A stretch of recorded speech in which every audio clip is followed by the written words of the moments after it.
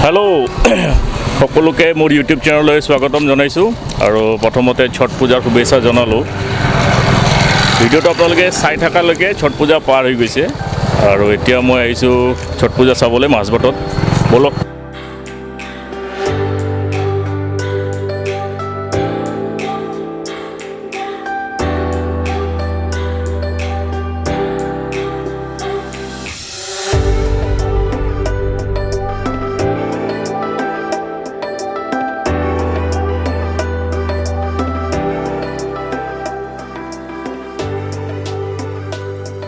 ছট পূজা দুদিন হয়